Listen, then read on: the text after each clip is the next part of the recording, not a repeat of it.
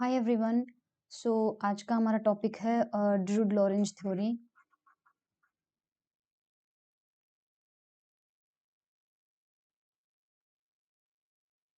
Of electrical conductivity.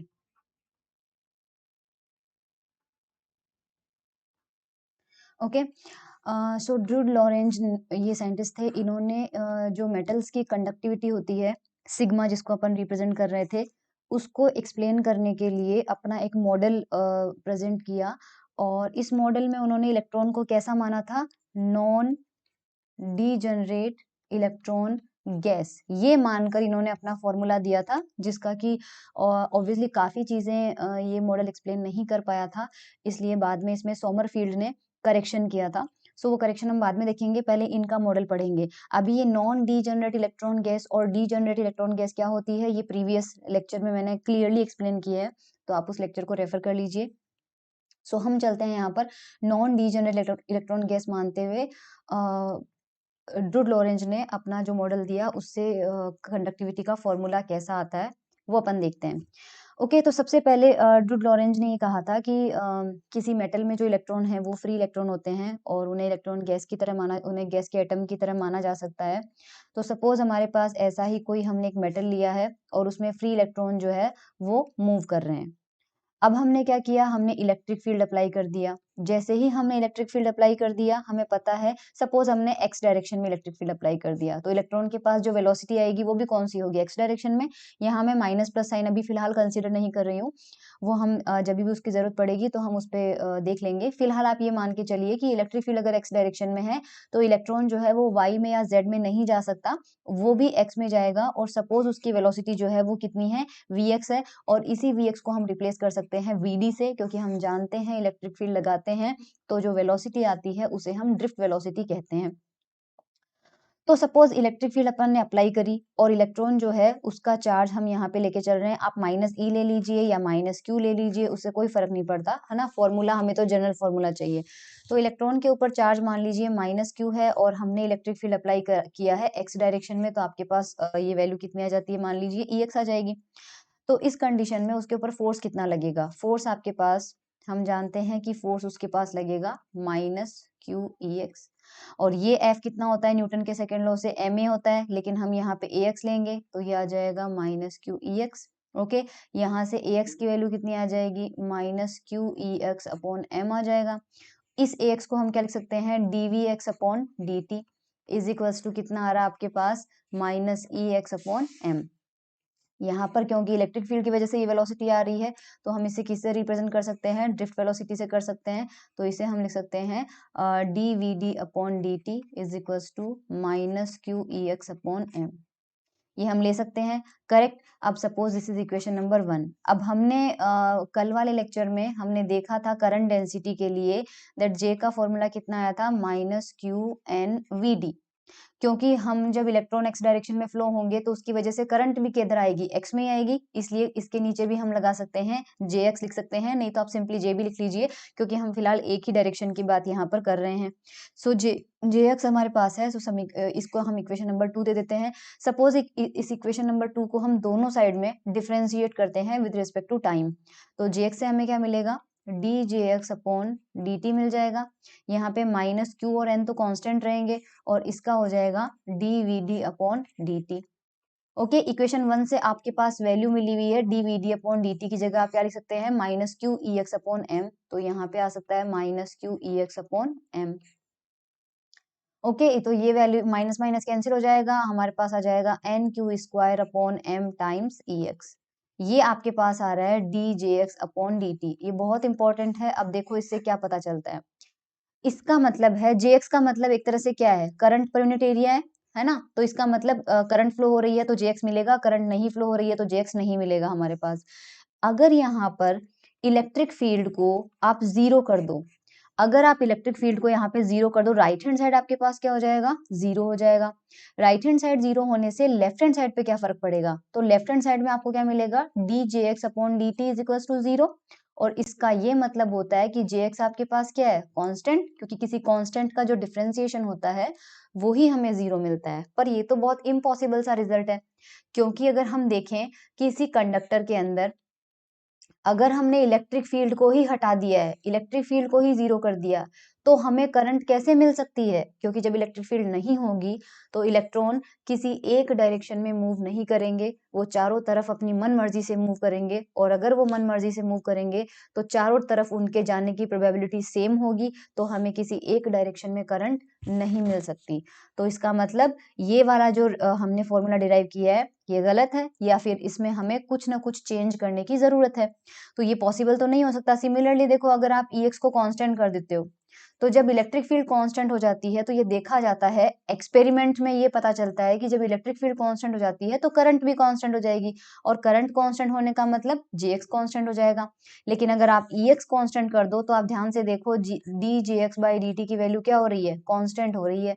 इसका मतलब जैसे जैसे टाइम बढ़ेगा Jx का मान भी बढ़ेगा, क्योंकि जब ये बढ़ेगा, जिस जिस स्पीड से आपका टाइम बढ़ रहा है उसी स्पीड से Jx बढ़ेगा, तभी ये दोनों का जो रेशियो है वो आपको कांस्टेंट मिलेगा, या rate of change of Jx आपको कांस्टेंट मिलेगा।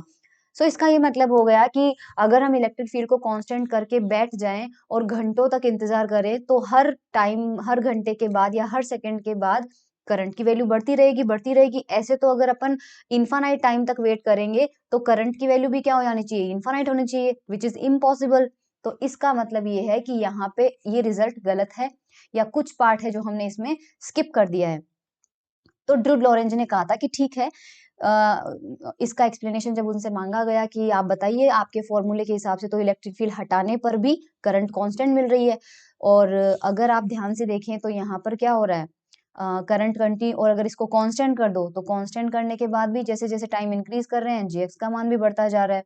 सो इसका मतलब तो है कुछ चेंजेस करने की जरूरत है। तो ड्रूड लॉरेंज ने ये कहा कि एक्चुअल में होता क्या है कि जो मेटल के अंदर इलेक्ट्रॉन होते हैं, जैसे जैसे हम इलेक्ट्रिक फील्ड को मान लीजिए कांस्टेंट कर दिया, अब अगर इलेक्ट्रिक फील्ड को हम कांस्टेंट कर देते हैं तो इनकी जो ड्रिफ्ट वेलोसिटी है Vd, वो Vd क्या होती है, जैसे जैसे इलेक्ट्रिक फील्ड आपके पास आपने मान लीजिए कांस्टेंट कर दी तो वो बढ़ता है, Vd का मान बढ़ता है एक्चुअल में। और जब अपने पास Vd का मान बढ़ेगा, क्योंकि हमने देखा, देखो dJx/dt ऊपर हमने अभी अभी डिराइव किया है, हमें क्या मिला था?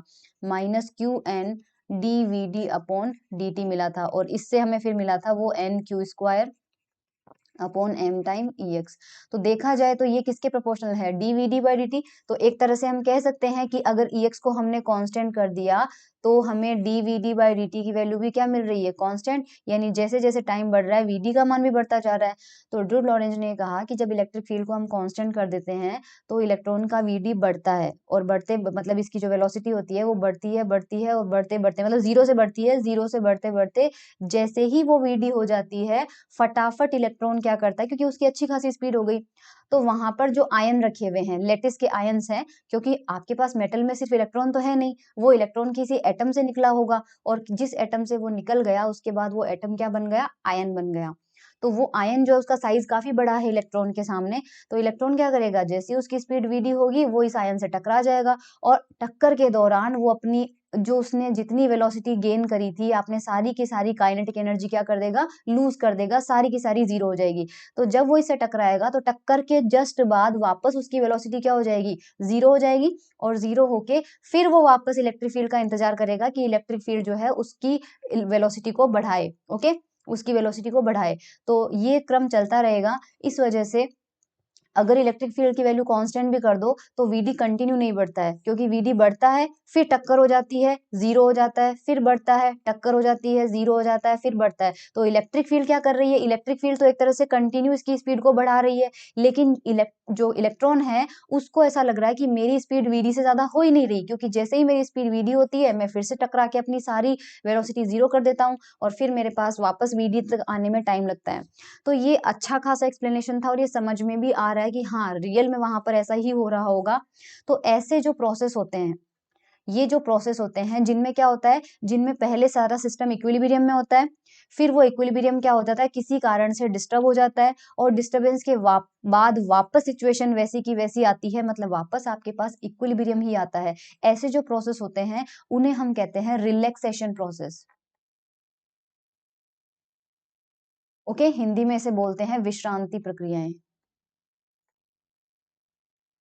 है ना, जिनमें पहले इक्विलिब्रियम होता है, फिर किसी वजह से डिस्टरबेंस आ जाता है, वापस इक्विलिब्रियम में आने में उन्हें टाइम लगता है, तो ऐसे प्रोसेस को हम बोलते हैं रिलैक्सेशन प्रोसेस। और ध्यान रखिएगा कि जितना टाइम एक इक्विलिब्रियम से वापस उन्हें इक्विलिब्रियम में आने में लगता है उसे हम रिलैक्सेशन टाइम बोलते हैं, जिसको अभी अपन देखेंगे।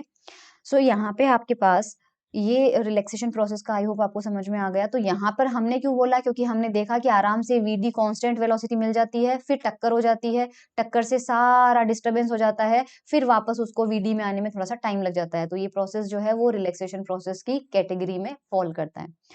अब हम देखते हैं कि टक्कर की वजह से एक्चुअल में जो वीडी है उसमें जो चेंज हुआ है वो किस वजह से हुआ है, ड्यू टू कॉलिजन। टक्कर की वजह से इसमें जो उसकी ड्रिफ्ट वेलोसिटी है वो चेंज होती है। सो वो चेंज कितना आता है वो अपन देखते हैं। So D we D upon D T जो है एक्चुअल में ये देखा जाता है ड्यू टू कॉलिजन। यहाँ पर मैं लिख रही हूँ कॉलिजन, टक्कर की वजह से जो उसमें चेंज आ रहा है वेलोसिटी में, वो एक्चुअल में आपके किसके प्रोपोर्शनल होता है, वीडी के प्रोपोर्शनल होता है। ठीक है, अभी वीडी के प्रोपोर्शनल क्यों होता है, तो आप देखिए कि शुरुआत में मान लीजिए वीडी की वैल्यू थी 5 मीटर पर सेकेंड। सपोज इलेक्ट्रॉन की वेलोसिटी 5 मीटर पर सेकेंड थी, लेकिन जैसे ही यहाँ पे आयन था ये इस स्पीड से आया, टकराया, टक्कर के जस्ट बाद क्या होता है, कंप्लीटली रैंडम मोशन होता है। अब आपको ये बहुत समझने की जरूरत है, कंप्लीटली रैंडम मोशन का मतलब क्या होता है। देखिए रोड पे जब गाड़ी चल रही होती है तो एक पर्टिकुलर डायरेक्शन में चल रही होती है, लेकिन जब दो गाड़ियों का एक्सीडेंट होता है तो आपको कुछ भी अंदाजा नहीं होता है कि टक्कर के बाद गाड़ी किधर जाएगी, राइट। तो टक्कर के बाद गाड़ी के चारों दिशाओं में जाने की प्रोबेबिलिटी क्या होती है, सेम होती है। तो अगर चारों दिशाओं में कोई पार्टिकल जा रहा है और वो भी इक्वल प्रोबेबिलिटी है उसकी चारों दिशाओं में जाने की, तो आप उसका एवरेज कितना बोलेंगे, आप हमेशा ऐसी क्वांटिटी जिसके सभी डायरेक्शन में होने की प्रोबेबिलिटी बिल्कुल समान हो, उन्हें हम उनका एवरेज हमेशा 0 लिया जाता है, राइट। तो हम ये नहीं कहते कि इलेक्ट्रॉन की वेलोसिटी 0 हो गई, क्योंकि टक्कर के बाद वो रेस्ट पे थोड़े ना आया, टक्कर के बाद तो वो किसी दूसरे डायरेक्शन में चला गया, लेकिन उसके जो जाने की प्रोबेबिलिटी है वो सारी डायरेक्शन में सेम है।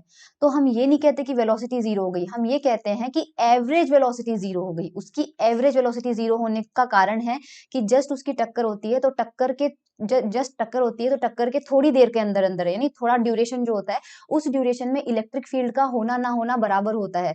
क्योंकि जब इलेक्ट्रॉन टकराता है किसी आयन से, तो उस वक्त तक वो ये नहीं समझ पाता, मतलब आप इमेजिन करके देखिए एक्सीडेंट वाले केस में ही, कि एक पर्टिकुलर डायरेक्शन में आप गाड़ी चला रहे थे, लेकिन जब टक्कर हो जाती है तो आपके हाथ में गाड़ी का कंट्रोल है, फिर भी आप उसको कंट्रोल नहीं कर पा रहे हो, फिर भी आप एक डायरेक्शन में उसको नहीं ले जा पा रहे हो, क्योंकि टक्कर के बाद गाड़ी अपने हिसाब से चलती है और अपने हिसाब से उसकी एवरेज वेलोसिटी क्या होगी, 0 होगी। वही सिचुएशन यहाँ पर हो रही है कि ये वीडी पहले एक डायरेक्शन में था, लेकिन टक्कर की वजह से क्या हुआ, उसकी एवरेज वेलोसिटी जो है वो 0 हो गई। अब ध्यान रखिएगा, उसकी वेलोसिटी 0 नहीं है, उसकी एवरेज वेलोसिटी 0 होगी, क्योंकि उसकी मोशन कैसी हो चुकी है, बिल्कुल रैंडम हो चुकी है। और रैंडम मोशन में वेलोसिटी हमेशा, एवरेज वेलोसिटी हमेशा 0 ली जाती है। सो आई होप आपके पास क्लियर है।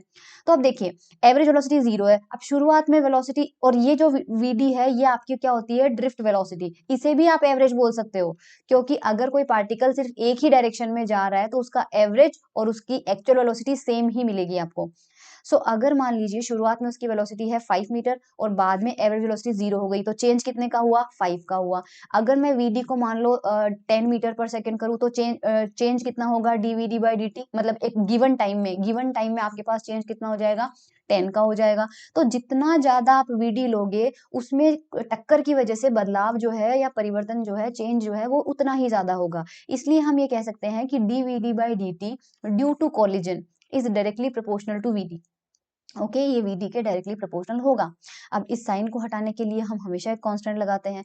अभी कांस्टेंट लगाने के टाइम पे हमें ये चीज ध्यान रखनी है कि जब आप किन्हीं दो चीजों को या दो क्वांटिटीज को इक्वल करते हो, तो दोनों साइड में उसकी जो डायमेंशन है वो डायमेंशन आपके पास क्या होनी चाहिए, सेम होनी चाहिए। तो आपके पास यहाँ पर देखो ऊपर वेलोसिटी की डायमेंशन है और आपके पास यहाँ पर वेलोसिटी की है। इसका मतलब जब आप इसको हटाएंगे तो आपको कांस्टेंट ऐसा चूज करना है जिसकी जो डायमेंशन है वो 1/टाइम के इक्वल हो, क्योंकि यहाँ नीचे टाइम आ रहा है ना, तो इसके भी नीचे कुछ टाइम आना चाहिए। इस वजह से हम देखो कांस्टेंट कौन सा लगाते हैं, dvd by d due to collision is equals to vd upon, मैं यहाँ पर लिख रही हूँ टॉ। ओके, ये जो टॉ है वो टाइम को रिप्रेजेंट करता है, लेकिन ये कौन सा टाइम है इसकी डेफिनेशन हम थोड़ी देर में देखेंगे। फिलहाल आपको समझ में आ गया कि इसको हम लिख सकते हैं VD/τ, और एक साइन आपके पास आता है नेगेटिव का, और वो नेगेटिव आपके पास क्यों आता है, क्योंकि मैंने आपको कल भी बताया था कि y/x में जब आप ग्राफ प्लॉट करते हैं, अगर ग्राफ ऐसा है कि x बढ़ाने से y बढ़ रहा है तो आपके पास dy/dx कैसा आता है, पॉजिटिव आता है। लेकिन अगर ग्राफ ऐसा है कि x बढ़ाने से y घट रहा हो, है ना, dy/dx में x बढ़ाने से अगर y घट रहा हो तो ये वैल्यू कैसी आती है, नेगेटिव। अब यहाँ पर देखो dvd/dt है ना, dvd/dt है, तो नीचे t है और vd है, तो जैसे जैसे टाइम बढ़ता है vd का मान घटता है। क्यों घटता है, क्योंकि आपने किस वजह से लिया है, टक्कर की वजह से लिया है, और टक्कर हमेशा क्या करेगी, इस vd के मान को कभी भी नहीं बढ़ाएगी, टक्कर हमेशा vd के मान को घटाती है, और इलेक्ट्रिक फील्ड हमेशा vd के मान को बढ़ाती है, क्योंकि टक्कर की वजह से तो जो एवरेज वेलोसिटी है वो आपके पास एवरेज vd कितना आ रहा है, 0 आ रहा है, और उसको पता है टक्कर को कि शुरुआत में vd था, मुझे 0 करना है, तो vd से 0 जाने के लिए उसको घटाना पड़ेगा, तो टक्कर हमेशा इसको घटाती है। तो जैसे जैसे टाइम बीतता है vd का मान घटता है, इसलिए ये क्वांटिटी कैसी होनी चाहिए, नेगेटिव होनी चाहिए, इसलिए हमने यहाँ पर एक नेगेटिव साइन भी लगाया है। सो ये बहुत इंपॉर्टेंट चीज है, ये बहुत इंपॉर्टेंट रिजल्ट है, that dvd/dt due to collision is equals to -vd/τ। Okay, I hope ये चीज समझ में आ गई। अब अपन देखते हैं इस टो का क्या मतलब है। तो एक टर्म आता है आपके पास रिलैक्सेशन टाइम। ओके, हिंदी में इसका है विश्रांति काल। आप इसकी डेफिनेशन अगर बुक में से देखेंगे तो ये विश्रांति काल नाम से आपको मिलेगा। अब अपन को इसका मतलब समझते हैं, तो वापस यहीं पे आ जाओ। क्या करते हैं अपन, vd को ले लेते हैं इधर और dt को ले जाते हैं उधर, तो हमें क्या मिल जाएगा, dvd/vd is equals to -dt/τ। ठीक है, ये हमें मिल जाएगा। हम क्या करते हैं, दोनों साइड में इंटीग्रेशन कर देते हैं। vd की वैल्यू हम कहाँ सकते हैं, देखो हम क्योंकि किसकी किसकी वजह से बात कर रहे हैं, कोलिजन, टक्कर की वजह से कितना चेंज हुआ, टक्कर की वजह से, तो टक्कर से पहले यहाँ सपोज आयन रखा हुआ है, इधर है इलेक्ट्रॉन, तो टक्कर से जस्ट पहले ये एक पर्टिकुलर डायरेक्शन में किस वेलोसिटी से जा रहा था, आराम से vd वेलोसिटी से। उस टाइम हमने अपनी घड़ी चालू नहीं करी थी, मतलब टाइम को हमने स्टार्ट नहीं किया था देखना, तो इसके पास मैक्सिमम वेलोसिटी कितनी है, vd है, तो इसकी जो लोअर लिमिट है वो आपकी कितनी है, vd, और मैं यहाँ पे लिख लेती हूँ 0। इस 0 का मतलब ये है कि ये t=0 पे है। ओके, ये t=0 पे है, और किस, ये इक्वल टू, हमने घड़ी ऑन कर दी, अब हमने किसी टाइम t पर देखा, तो t टाइम के बाद क्या हो चुका है, इसकी टक्कर हो चुकी है, और टक्कर के बाद भी थोड़ा सा टाइम बीत चुका है, तो हमने टाइम देखा, जब हमने घड़ी को वापस देखा उस वक्त तक टक्कर हो चुकी थी, और टक्कर के बाद vd की वैल्यू घट गई थी, लेकिन मैंने आपको पहले ही बताया था कि 0 होने में वक्त लगता है थोड़ा बहुत। तो सपोज आपके पास t=0 पर वैल्यू कितनी है, vd@0, और किसी टाइम t पर इसकी वैल्यू कितनी है, मान लीजिए vd। अभी आप ये समझिए, ये यहाँ पर जो है इसको मैं मैक्सिमम वैल्यू vd0 बोलती हूँ। vd0 और vd सेम नहीं है, ध्यान रखना, ये सबसे मैक्सिमम वैल्यू है, ये बिल्कुल टक्कर से पहले की है, और ये जो आपके बाद है वो टक्कर के बाद का कुछ वैल्यू है, टक्कर के बाद का कितना वैल्यू आता है। तो देखो इसको इंटीग्रेट करते हैं, तो dx/x का इंटीग्रेशन क्या होता है, log x होता है। सो यहाँ पर हो जाएगा log vd, और इस पे लिमिट पुट करना आपको, vd0/vd, और यहाँ पे आपके पास तो कांस्टेंट था, कांस्टेंट लगाया था हमने, और dt का इंटीग्रेशन कितना हो जाएगा आपके पास, t हो जाएगा। ओके, ये आपके पास हो जाएगा log, देखो सबसे पहले vd की जगह vd पुट करेंगे, log vd minus log vd0, तो log a minus log b कितना होता है, log a/b होता है, तो यहाँ पे आपको मिल जाएगा log, ये आपको मिल जाएगा vd/v0 और ये आपके पास आ जाएगा -t/τ, आपको यहाँ पे मिल जाएगा। ओके, सो यहाँ से आपके पास कितना आ रहा है, vd/vd0 is equal to, log को साइड भेजते हैं तो वो क्या हो जाता है, एक्सपोनेंशियल हो जाता है, और यहाँ से अगर अपन vd की वैल्यू निकालें तो देखो वो vd कितना मिलेगा, e⁻−t/2। ये बहुत इंपॉर्टेंट रिलेशन है। अब आप यहाँ पर देखिए इसका क्या मतलब है, इसका मतलब है कि जैसे जैसे टाइम बढ़ेगा, देखो अगर इस वैल्यू को आप बढ़ाओगे तो आगे नेगेटिव साइन है, नेगेटिव साइन की वजह से क्या हो जाएगा, ये वाली ओवरऑल वैल्यू क्या हो जाएगी, घट जाएगी। तो जैसे जैसे टाइम बढ़ेगा vd का मान घट रहा है, यानी टाइम बढ़ने के साथ साथ में vd का मान घट रहा है, और यही किसका काम है, यही टक्कर ने किया है। टक्कर ने क्या किया है, उस वीडी को डिक्रीज करना शुरू किया है। तो वीडी जो है जैसे जैसे टाइम बढ़ेगा, और आपके पास पता है कि इसकी मैक्सिमम वैल्यू कितनी है, मैक्सिमम वैल्यू आपको कब मिलेगी, जब आप t बराबर 0 पुट कर दोगे। तो यहाँ पर देखो, अगर आप t को 0 पुट कर देते हो तो e रेस्ट टू पावर 0 कितना हो जाता है, 1 हो जाता है, और t इक्वल टू 0 पे, t इक्वल टू 0 पर आपके पास वीडी की वैल्यू क्या आ रही है, वीडी 0। और हमने भी यही कहा था कि t इक्वल टू 0 पर हमने जब घड़ी चालू करी थी उस वक्त टक्कर हुई नहीं थी, टक्कर हुई नहीं थी, तो इसकी मैक्सिमम वैल्यू कितनी थी, वीडी 0 के इक्वल थी। ओके, सो आई होप ये आपको समझ में आ चुका है। अब इसके अलावा देखो, जब आपके पास टाइम की वैल्यू अगर इस t के बराबर अपन टॉ पुट कर देते हैं, क्योंकि टॉ भी क्या था, टाइम की डायमेंशन थी, तो अगर t की जगह टॉ पुट करते हैं तो vd का मान कितना मिल जाएगा, vd naught e raise to power minus t upon T.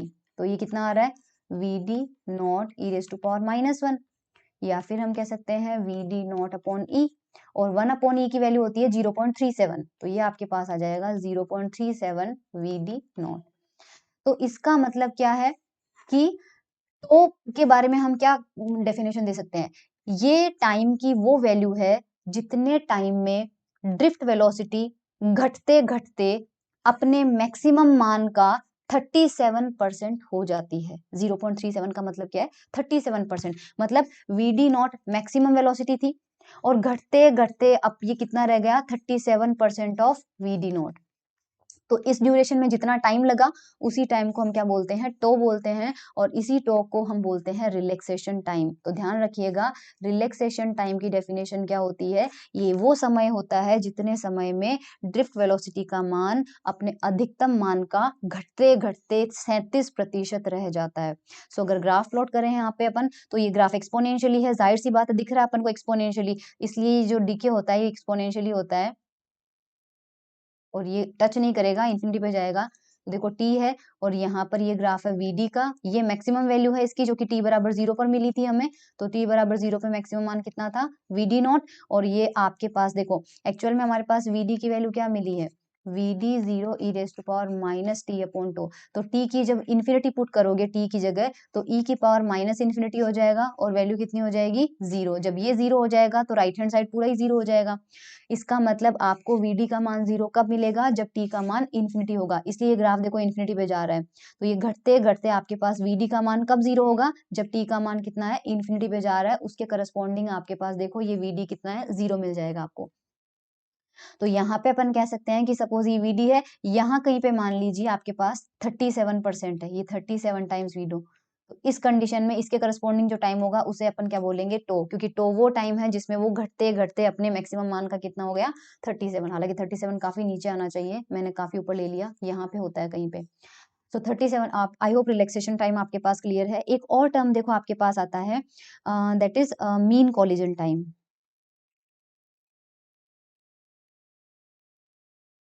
Hindi में इसको बोलते हैं माध्य संघट काल। ओके, मीन कोलिजन टाइम जो है इसकी डेफिनेशन भी आप समझ लीजिए। तो सपोज कोई इलेक्ट्रॉन है उसके, क्योंकि mean collision time relaxation time का ही दूसरा नाम है, दोनों में फर्क कुछ भी नहीं है।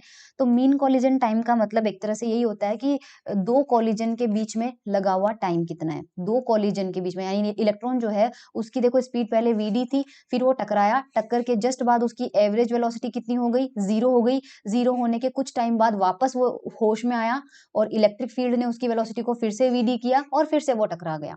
तो दो टक्कर के बीच में जो टाइम लगता है उसे हम मीन कोलिजन टाइम बोलते हैं। अब यहाँ पर देखो, सपोज ये रहा आयन, इससे ये टकराएगा, तो टक्कर से पहले इसकी वेलोसिटी कितनी है, vd, और टक्कर के जस्ट बाद, टक्कर के बाद इसकी एवरेज वेलोसिटी कितनी हो जाएगी, 0 हो जाएगी। तो चेंज इन vd कितना हुआ, चेंज इन वेलोसिटी कितना हुआ, चेंज इन वेलोसिटी हुआ final velocity minus initial velocity. Final velocity कितनी है आपके पास, 0। इनिशियली कितना था, यानी टक्कर से पहले फाइनल, टक्कर से पहले इनिशियल, तो ये कितना हो जाएगा vd। तो चेंज कितना हुआ, माइनस vd का हुआ। तो ऐसी सिचुएशन में अगर टक्कर की वजह से हम dvd बाई dt को लेते हैं, तो यहाँ पर तो चेंज आपके पास कितना आ रहा है, माइनस vd का होगा, dvd। चेंज इन वेलोसिटी का मतलब कितना हुआ, dvd, है ना। तो dvd की जगह तो हमने लिख लिया माइनस vd। अब हम जानते हैं dvd बाई dt का मान कितना आया था हमारे पास, माइनस vd अपॉन टू। तो इस समीकरण की तुलना अगर इस वाले समीकरण से करें तो नीचे क्या आना चाहिए आपके पास, इसका मतलब ये जो परिवर्तन हुआ है इतने परिवर्तन में जो टाइम लगा है वो टाइम कितना था dt, लेकिन ये समीकरण और ये समीकरण दोनों बिल्कुल इक्वल है, सारे टर्म 3 टर्म आपके पास इक्वल, अगर 3 टर्म है तो फिर चौथा टर्म अलग हो ही नहीं सकता। इसलिए यहाँ पर भी अगर हम टॉ सी लिखते हैं, टॉ सी का मतलब होता है कोलिजन टाइम, है ना, मीन कोलिजन टाइम, तो आपके पास टॉ और टॉ सी क्या आ जाता है, सेम आ जाता है। ये रिलैक्सेशन टाइम है, ये मीन कोलिजन टाइम है, लेकिन इनडायरेक्टली दोनों जो है टाइम वो सेम ही है। ओके, वो आपके पास क्या है, सेम ही है। तो आपके पास ये मीन कोलिजन टाइम हो गया हमारे पास। इसके बाद हम देखते हैं, ये आपके पास रिलैक्सेशन टाइम हो गया। अब हम देखते हैं इलेक्ट्रिकल कंडक्टिविटी, जो मेन है इस मॉडल का सबसे मेन फीचर जो है इलेक्ट्रिकल कंडक्टिविटी। इलेक्ट्रिकल कंडक्टिविटी को समझने के लिए सबसे पहले यहाँ पर आप देखिए कि जो वीडी है उसमें जो चेंज किया है, उस चेंज के लिए जिम्मेदार कौन कौन है। एक तो कोलिजन है, कोलिजन इसमें परिवर्तन करता है, और एक आपके पास इलेक्ट्रिक फील्ड है, क्योंकि इलेक्ट्रिक फील्ड हमेशा इसको वीडी बनाए रखना चाहती है और कोलिजन इसके वीडी का मान को 0 करना चाहता है। तो दोनों कॉन्स्टेंटली आपस में फाइट करते रहते हैं, ये भी परिवर्तन करता रहता है, ये भी परिवर्तन करता रहता है। तो अगर हम d we D upon D T की वैल्यू देखें तो ये दो कारणों से होती है। वो दो कारण कौन कौन से होते हैं आपके पास, D we D by D T due to electric field plus D we D by D T due to collision, है ना, ये दो होते हैं। अब हमें पता है एक्चुअल में मेटल में क्या होता है, मेटल में आपके पास जब हम इलेक्ट्रिक फील्ड को कांस्टेंट कर देते हैं, कांस्टेंट कर दिया और काफी देर हमने इंतजार कर लिया, स्टेडी स्टेट आ गया, है ना। स्टेडी स्टेट का मतलब यही होता है कोई सिस्टम उसमें अगर काफी चेंजेस हो रहे हो तो जब तक उसमें चेंज होना बंद ना हो जाए तब तक आप इंतजार कर लीजिए। जब उसमें परिवर्तन होना बंद हो जाएगा तो उसे हम क्या कहेंगे, स्टेडी स्टेट कहेंगे। तो स्टेडी स्टेट आपके पास आ चुका है, अगर स्टेडी स्टेट आ चुका है तो वीडी क्या हो जाता है, उसके बाद कांस्टेंट हो जाता है। मतलब हमें बाहर बाहर से हमें ऐसा लगता है कि इलेक्ट्रिक फील्ड कांस्टेंट है तो करंट कांस्टेंट होना चाहिए। और आप देखिए सबसे शुरू में हमने क्या पढ़ा, हम क्या एक्सपेक्ट कर रहे थे, हमारी उम्मीद क्या थी, हमारी उम्मीद थी कि ये देखो इलेक्ट्रिक फील्ड यहाँ से, अगर इलेक्ट्रिक फील्ड कांस्टेंट है तो d we D by D t भी आपके पास क्या हो जाना चाहिए। हाँ, ये तो गलत था, ये रिजल्ट तो गलत आ रहा था, इसलिए हम इतना कुछ कर रहे हैं आगे। जबकि हमारी उम्मीद क्या थी, हमारी उम्मीद ये थी कि अगर ई एक्स कॉन्स्टेंट है तो आपके पास जो करंट है वो भी कांस्टेंट हो जानी चाहिए और वीडी भी आपके पास कांस्टेंट हो जाना चाहिए। अगर हम चाहते हैं कि ई एक्स कॉन्स्टेंट पे जे एक्स भी कांस्टेंट हो जाए, वीडी भी कांस्टेंट हो जाए, तो अगर वीडी कांस्टेंट हो जाता है तो d we D by D t कितना हो जाना चाहिए, 0 हो जाना चाहिए। तो स्टेडी स्टेट पे हमारी उम्मीद क्या है, हमारी उम्मीद है कि टोटल चेंज जो है अब वीडी में कोई परिवर्तन नहीं होना चाहिए और वीडी कांस्टेंट हो जाना चाहिए, इसका मतलब ये 0 आ जाना चाहिए। तो अगर ये 0 आ जाता है तो d we D by D T due to electric field plus D we D by D T due to collision. Okay, ये हमारे पास यहाँ पे हो जाएगा। अब हम वैल्यू निकालते हैं, तो देखो D we D by D T जो है आपके पास ये 0 है ना। फील्ड की वजह से कितना परिवर्तन हुआ था, तो फील्ड की वजह से परिवर्तन हमने शुरू में निकाल लिया था। देखो सबसे पहले हमने यही किया था फील्ड की वजह से, ये देखो आपके पास कहीं तो मिलेगा हमें d we D by D t, सबसे शुरुआत में चले थे हम, अरे डीवीडी कहाँ गया हमारा, हाँ ये देखो इक्वेशन नंबर 1, इक्वेशन 1 देखो, D we D by D T, ये इलेक्ट्रिक फील्ड की वजह से पढ़ा था अपन ने, minus Q E upon M आ रहा है, तो मैं ये टर्म वापस ले रही हूँ minus Q E upon m, field की वजह से, तो यहाँ से हमें मिलेगा minus Q E x upon m, ये तो फील्ड की वजह से हुआ।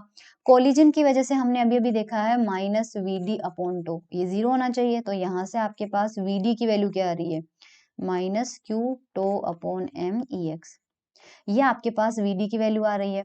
अब देखो हमारा रिजल्ट बिल्कुल सही आएगा, अगर आपके पास वीडी ये है तो हम जानते हैं जेस कितना था, एन क्यू वीडी था, वीडी का मान रखो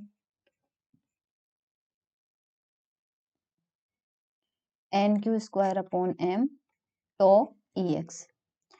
अब आप ध्यान से देखो, अब अगर आप इलेक्ट्रिक फील्ड को 0 करते हो तो जे भी 0 हो जाता है, राइट, इलेक्ट्रिक फील्ड हटाते ही करंट हट जाएगी। अगर आप ई को कांस्टेंट कर देते हो तो जे भी आपके पास कांस्टेंट हो जाएगा। सेम चीज यहाँ है, अगर ई 0 करते हो तो ड्रिफ्ट वेलोसिटी भी 0 हो जाएगी, और अगर ई कांस्टेंट करते हो तो ड्रिफ्ट वेलोसिटी भी कांस्टेंट हो जाएगी। तो पहले हमें रिजल्ट सही नहीं मिल रहा था, लेकिन अब हमें बिल्कुल सही मिल गया। तो यहाँ तक चलो कोई दिक्कत नहीं है, ये बिल्कुल सही एक्सप्लेनेशन किया। इलेक्ट्रिकल कंडक्टिविटी का फॉर्मूला भी ध्यान रखना, यही इसका डेरिवेशन है। अगर हम मोबिलिटी का फॉर्मूला निकाले तो म्यू, अपन ने कल वाले लेक्चर में देखा था कि म्यू का मान कितना होता है, वीडी अपॉन ई एक्स होता है। सो वीडी अपॉन ई एक्स से हमें क्या मिलेगा, तो आप वीडी का फॉर्मूला देख लीजिए, ये रहा। इस ई एक्स को नीचे लेके आओ, तो वीडी अपॉन ई एक्स का मान कितना आ रहा है, minus Q tau upon M आ रहा है ना, और ये minus Q tau upon M. तो मोबिलिटी का फॉर्मूला ध्यान रखना, म्यू जो है मोबिलिटी गतिशीलता, उसका फॉर्मूला होता है minus Q tau upon m होता है। इसके अलावा हमने कल ओम्स लॉ देखा था, जिसमें मैंने आपको बताया था कि जे बराबर सिग्मा था, सिग्मा ई, इसको भी एक्स लगा दो, इसको भी एक्स लगा दो, तो कंडक्टिविटी आपके पास कितना आता है, कंडक्टिविटी आपके पास आता है जे एक्स अपॉन ई एक्स। ओके, सो सॉरी, मैंने ऊपर आपके पास यहाँ पे जो फॉर्मूला डिराइव करवाया था वो करंट डेंसिटी का था, हीरा, ये देखो करंट डेंसिटी का है, कंडक्टिविटी का तो हम अब देख रहे हैं। तो सिग्मा आपके पास जी एक्स है, तो इसी फॉर्मूले में वापस आ जाओ, ये वाले से, ये वाले फॉर्मूले से इस ई एक्स को हटा के यहाँ नीचे लेके जाओ, तो क्या बच रहा है आपके पास, N Q square tau upon M, इसको ले लेते हैं N Q square tau upon M.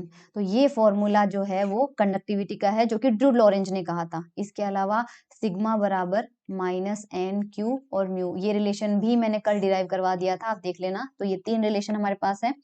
अब देखो, ड्रू लॉरेंज ने सिग्मा का कंडक्टिविटी का फॉर्मूला ये दिया, अब ये गलत क्यों हुआ, अनसक्सेसफुल क्यों हुआ, तो ये देखा गया कि देखो, अगर हम मान लीजिए, क्योंकि उन्होंने ड्रू लॉरेंज ने क्या बोला था कि इलेक्ट्रॉन जो है वो नॉन डीजेनरेट गैस है, और मैंने आपको कल वाले लेक्चर में बताया है कि अगर नॉन डीजेनरेट गैस होती है तो हम कौन सा डिस्ट्रीब्यूशन लॉ अप्लाई करते हैं, मैक्सवेल बोल्ट्जमान। और मैक्सवेल बोल्ट्जमान डिस्ट्रीब्यूशन अगर आपने थर्मोडायनेमिक्स में पढ़ा हो तो उसमें ध्यान से देखिएगा, जो हमारे पास दो इलेक्ट्रॉन जो होता है, जब दो टक्कर करता है, सबसे पहले मान लीजिए एक आयन यहाँ पे है, एक आयन यहाँ पे, इलेक्ट्रॉन आराम से वीडी से चल रहा था, फिर वो इससे टकराया, थोड़ी देर बाद वो इससे टकराया, तो दो टक्करों के बीच में जो उसने दूरी तय करी है, उस दूरी को हम क्या बोलते हैं, फ्री पाथ, मुक्त पथ बोलते हैं, उसे ध्यान रखिएगा, उसको फ्री पाथ बोलते हैं, उसे लैम्डा से रिप्रेजेंट करते हैं। ओके, दो टक्करों के बीच में इलेक्ट्रॉन जब बिना टकराए जो दूरी तय करता है, उसे हम लैम्डा बोलते हैं। और अगर इलेक्ट्रॉन मान लीजिए बहुत सारी टक्करें कर रहा है, तो आपके पास यहाँ पे लैम्डा 1 मिलेगा, यहाँ पे लैम्डा 2 मिलेगा, यहाँ पे लैम्डा 3 मिलेगा, यहाँ पे लैम्डा 4। इन सब का जब आप एवरेज निकालेंगे, तो एवरेज कैसे निकालेंगे आप, जितने वो तय कर रहा है और टक्करों की संख्या आ जाएगी, क्योंकि हर टक्कर के बाद वो थोड़ी दूरी तय कर रहा है, तो आपके पास टक्करों की संख्या से आप डिवाइड कर दोगे, तो आपको यहाँ पर इस सब का क्या मिल जाएगा, एवरेज। और उस एवरेज को हम क्या बोलते हैं, mean free path, mean free path, माध्य मुक्त पथ, इसे लैम्डा से रिप्रेजेंट करते हैं। और इलेक्ट्रॉन के केस में, हमारे वाले केस में, क्योंकि हम मैक्सवेल बोल्ट्जमान डिस्ट्रीब्यूशन लगा रहे हैं, तो लैम्डा का फॉर्मूला हम क्या लिख सकते हैं, वी आर एम एस को हम टो से मल्टीप्लाई कर रहे हैं। अब हमने यहाँ पर टो से मल्टीप्लाई क्यों किया, क्योंकि जो टो है वो आपका कितना था, मीन कोलिजन टाइम था। मीन कोलिजन का मतलब है कि दो टक्करों के बीच में लगभग इतना समय उसको लगेगा। और मैंने आपसे कहा भी था कि टो की वैल्यू क्या हो रही थी, वो एक वीडी को जो था, टक्कर से पहले उसकी पास वीडी वेलोसिटी थी, टक्कर के बाद वो घटते घटते घटते घटते उसके पास वापस जीरो हो रही थी। तो इस ड्यूरेशन में लगभग उसको कितना टाइम लग रहा था, टो के बराबर टाइम लग रहा था। तो इसे हम मीन कोलिजन टाइम भी बोलते हैं। हमने एवरेज वेलोसिटी से मल्टीप्लाई नहीं किया, हमने वी आर एम एस से मल्टीप्लाई किया। क्यों, क्योंकि जो एवरेज वेलोसिटी होती है वो कोलिजन की वजह से, आप सारी बात किसके लिए कर रहे हो, दो टक्करों के बीच के लिए कर रहे हो, और टक्करों के बीच में आपके पास जो एवरेज वेलोसिटी आती है वो कितनी आती है, जीरो। कारण मैंने आपको पहले ही बताया था कि जो इलेक्ट्रॉन होता है वो जैसे ही किसी आयन से टकराता है, उसकी मोशन कैसी हो जाती है, बिल्कुल कंप्लीटली रैंडम। और अगर उसकी वैल्यू रैंडम है तो उसकी जो एवरेज वेलोसिटी आएगी वो कितनी आएगी, जीरो आएगी। इसका ये मतलब तो नहीं है कि उसने कुछ दूरी तय नहीं करी, क्योंकि अगर आप एवरेज वेलोसिटी से मल्टीप्लाई करोगे तो लैम्डा जीरो आ जाएगा, और लैम्डा जीरो का मतलब एक कोलिजन हुआ बिना कुछ दूरी तय किए, दूसरा कोलिजन फटाफट हो गया, विच इज नॉट पॉसिबल। तो हमें वेलोसिटी की वैल्यू जीरो नहीं चाहिए। और आपने देखा होगा कि जब अपन एसी और डीसी करंट की बात करते हैं, तो एसी करंट में कभी भी एसी का एवरेज नहीं लिया जाता है, हमेशा एसी का आरएमएस वैल्यू लेते हैं, क्योंकि अगर एवरेज लोगे तो देखो जितना पॉजिटिव है उतना ही नेगेटिव है, तो इसकी एवरेज वैल्यू हमेशा कितनी आएगी, आपके पास जीरो ही आएगी। इसलिए हम आरएमएस के साथ डील करते हैं, रूट मीन स्क्वायर, है ना, वर्ग माध्य मूल मान, क्योंकि देता वो बेसिकली सेम वैल्यू ही है, एवरेज की वैल्यू देता है। सो आपके पास लेमडा को हम क्या लेंगे, हम जानते हैं कि ये लेमडा होता है डिस्टेंस, और डिस्टेंस का फॉर्मूला होता है स्पीड इनटू टाइम। ओके। तो यहाँ पर लैम्डा की जगह हमने ले लिया डिस्टेंस, और वो दो टक्करों के बीच की दूरी है, और दो टक्करों के बीच में वो लगभग किस स्पीड से चल रहा है, VRMS स्पीड से चल रहा है, ठीक है। एवरेज नहीं लेंगे क्योंकि एवरेज 0 है, इसलिए वो इस स्पीड से चल रहा है, और दो टक्करों के बीच में उसको लगभग कितना टाइम लगेगा, कोलिजन टाइम, और कोलिजन टाइम हमारा क्या था, टो था। अभी मैक्सवेल बोल्ट्जमान का आपने अगर सेकेंड ईयर में फॉर्मूला पढ़ा होगा तो VRMS होता है 3kT/m, के Boltzmann constant, T temperature, m जो है वो मास ऑफ द इलेक्ट्रॉन आ जाएगा आपके पास, या पार्टिकल आ जाएगा। सो लैम्डा का फॉर्मूला निकालते हैं। So lambda is equal to हो जाएगा 3kT/m, और इसको मल्टीप्लाई कर देंगे टो से। यहाँ से हम टो की वैल्यू निकालेंगे तो वो हो जाएगा लैम्डा m/3kT, ये आपके पास टो की वैल्यू आ जाती है। अब हम सिग्मा का फॉर्मूला देखते हैं। सिग्मा का फॉर्मूला था NQ² m टाइम्स टो, तो टो की वैल्यू यहाँ पर पुट कर देते हैं। तो NQ² m lambda root of m/3kT। अगर आप ध्यान से देखें यहाँ पे, तो सिग्मा जो आ रहा है, एन आपके पास कांस्टेंट है, चार्ज आपके पास इलेक्ट्रॉन का कांस्टेंट है, मास जो कि इलेक्ट्रॉन का है कांस्टेंट है, के बोल्ट्जमान कांस्टेंट है, 3 भी आपके पास कांस्टेंट है, एम आपके पास कांस्टेंट है। तो आपके पास क्या क्या चीजें जो चेंज हो सकती है टेम्परेचर के साथ, एक तो लैम्डा है, और नीचे आपके पास रूट टी है। तो बाकी सब चीजों को कांस्टेंट मानते हुए हम ये कह सकते हैं कि जो सिग्मा है वो डायरेक्टली प्रोपोर्शनल है लैम्डा अपॉन रूट टी के।